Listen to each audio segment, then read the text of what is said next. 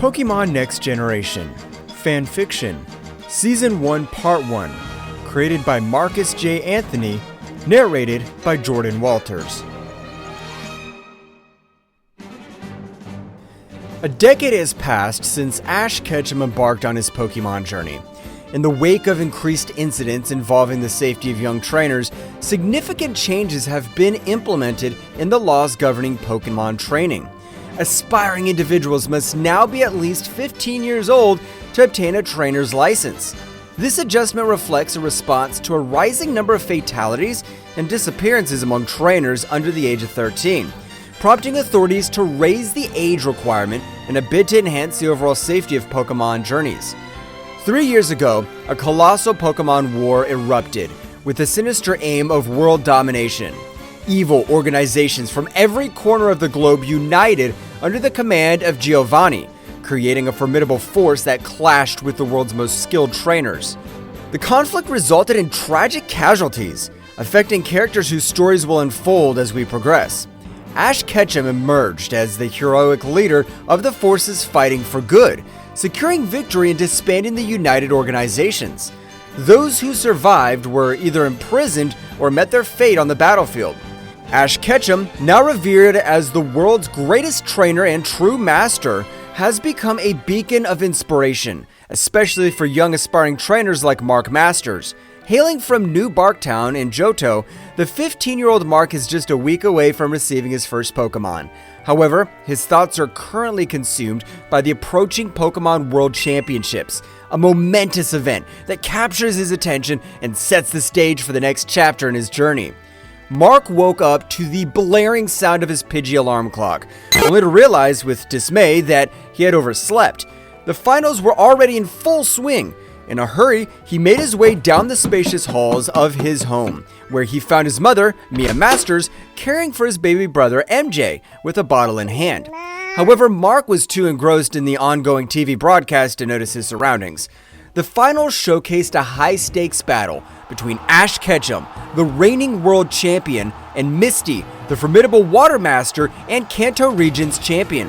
With both trainers down to their last 2 Pokemon each, Misty sent out her dominating legendary Pokemon, Kyogre, while Ash called upon his iconic Pikachu, a legendary figure in its own right. The clash between Kyogre's Origin Pulse and Pikachu's Volt Tackle resulted in a spectacular explosion, leaving both Pokemon unable to continue.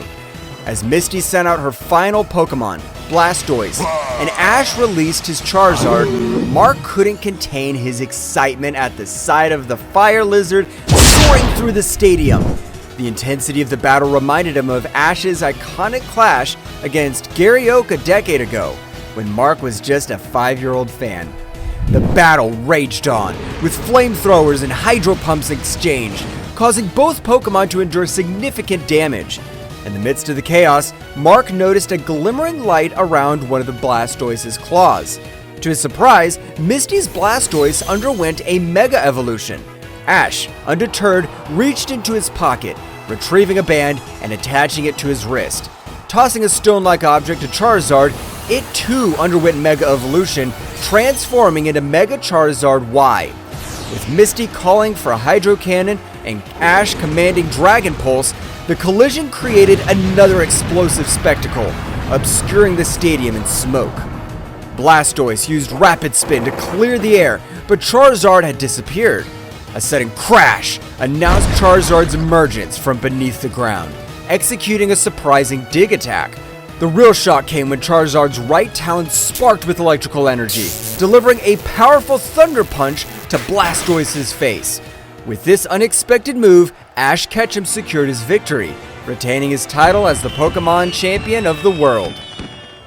As the battle reached its climax, Marc, caught up in the excitement, exclaimed his aspiration to become a Pokémon master just like Ash, conquering gyms, leagues, and regional champions with a Charizard by his side.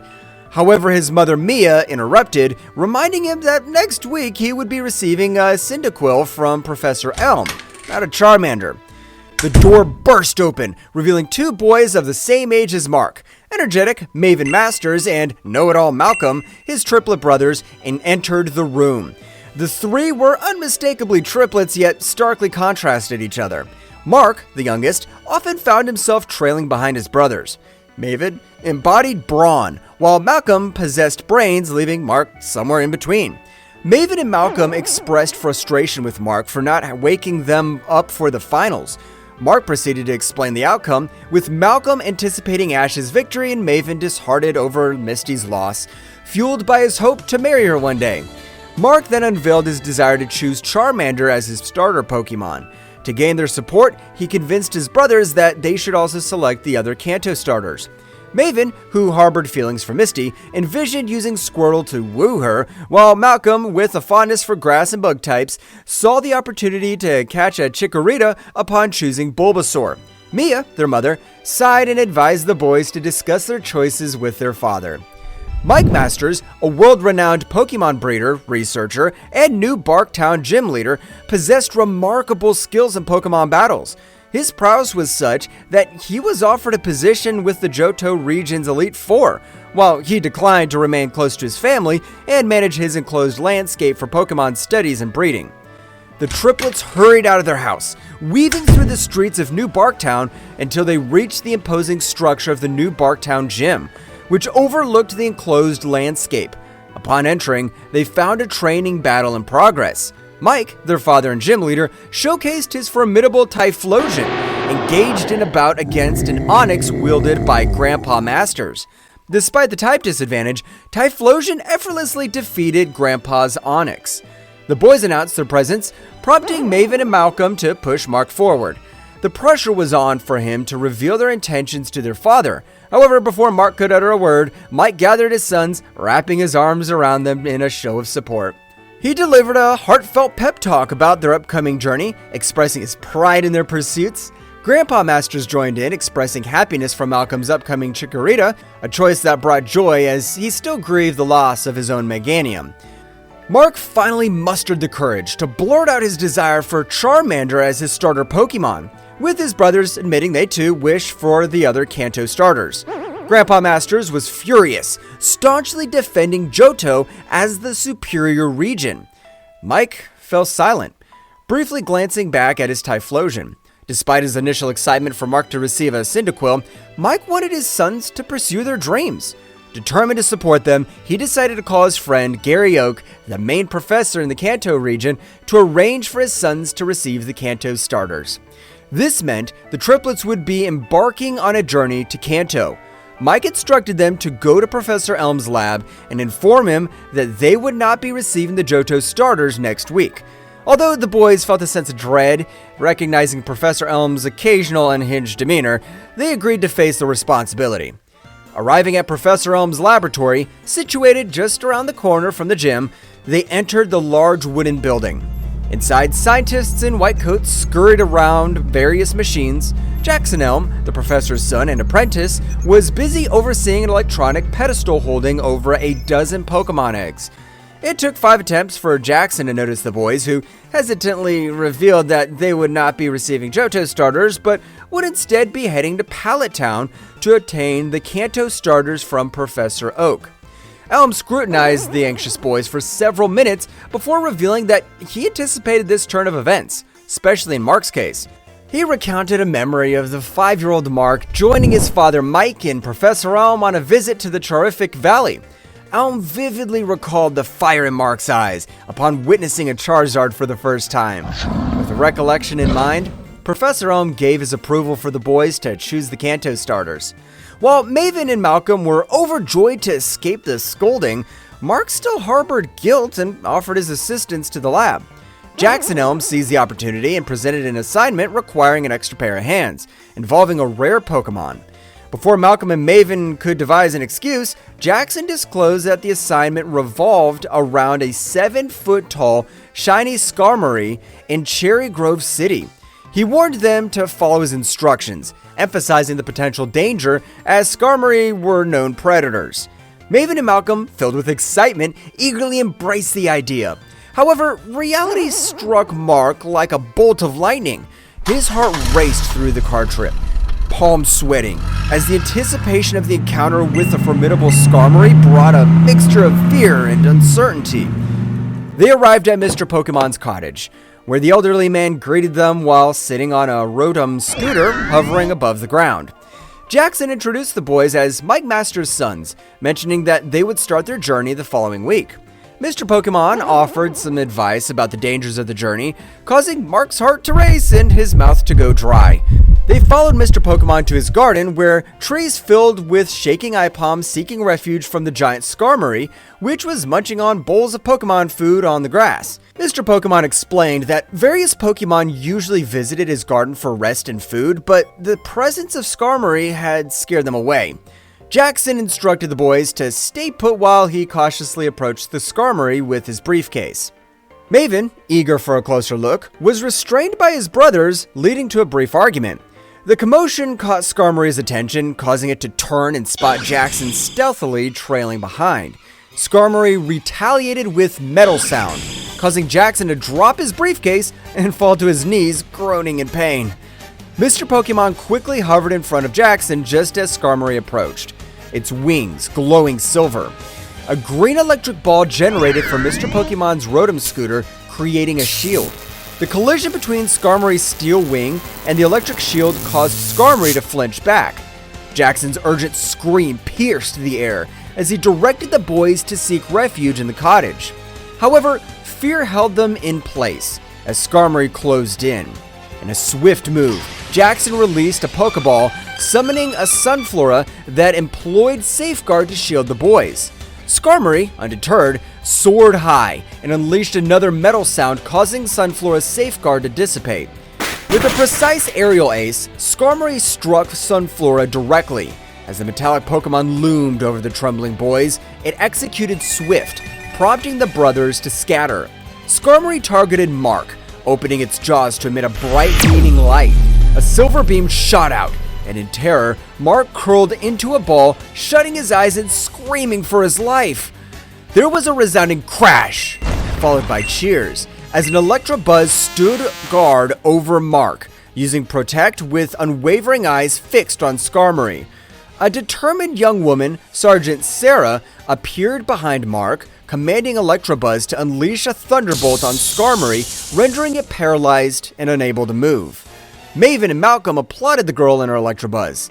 Mr. Pokemon revealed Sarah to be his great-niece and the Vermilion City gym leader, inheriting the role from her late father, Lieutenant Surge.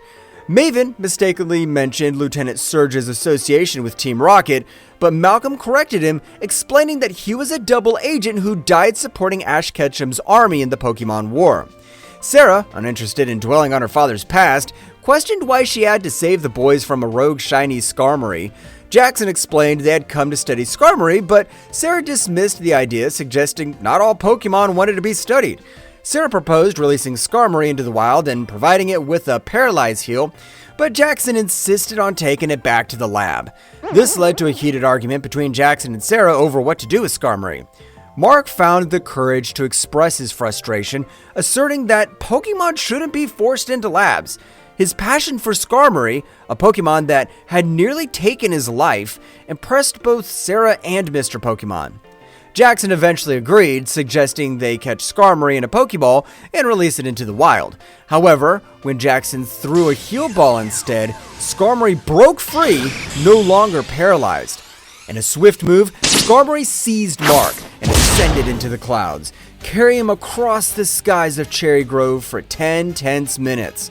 As they soared over New Barktown, Mark spotted his father's gym and the enclosed landscape where Pokemon lived peacefully. Panicking, Mark screamed for help, and the Pokemon below recognized him, rushing in a panic. A flock of Hoot tried to aid Mark, attacking Skarmory, but their efforts were futile. Skarmory responded with Aerial Ace, causing Mark to vomit as his vision blurred. Distressed, Mike, Mia, and Grandpa ran through the field, throwing Pokeballs to release their Pokemon for help. Noctowl and Jigglypuff, summoned by Mike and Mia, pursued Skarmory. Jigglypuff's soothing song put Skarmory to sleep, causing it to release Mark, who was caught by Onix's tail as he fell. Skarmory crashed into the lake, where Poliwrath and Politoed saved it from drowning. Barely opening its eyes, Skarmory gazed at Mark with disappointment. Marc broke away from his mother's arms, sprinting through the fields, past the gym, and into New Barktown. He returned home and locked himself in his bedroom, ignoring his family's knocks for hours. Underneath his blankets, he cried until exhaustion overtook him, and he fell asleep. The Pidgey alarm clock roused him from his slumber, and he approached a poster on his wall featuring a young Ash holding a trophy with Pikachu on his shoulder, commemorating his victory as the Alolan champion. Another knock on the door interrupted his thoughts. Frustrated, he shouted for them to go away. To his surprise, it was Sergeant Sarah asking to speak with him. Against his initial resistance, Marc let her in. She reassured him that there was no shame in being scared about what happened, emphasizing that when he received his Charmander, his partner, he would always feel safe. Marc, however, snapped, expressing his unwillingness to become a Pokemon trainer, deeming himself weak and undeserving of any Pokemon. Sarah, in response to Marc's declaration, said, "Well, Marc, that is your choice, one you will regret. So tell me, how are you going to feel when Maven wins the Silver Conference or when Malcolm wins the Battle Frontier? You have a 2-year-old brother. How will you feel when MJ grows up and becomes the Pokemon Master Champion of the world like your hero, Ash Ketchum?" Marc fell silent, contemplating her words. As Sarah turned to leave, Marc stopped her, inquiring about Skarmory. Sarah, visibly surprised, informed him that Skarmory had been recovered and released at Mount Silver.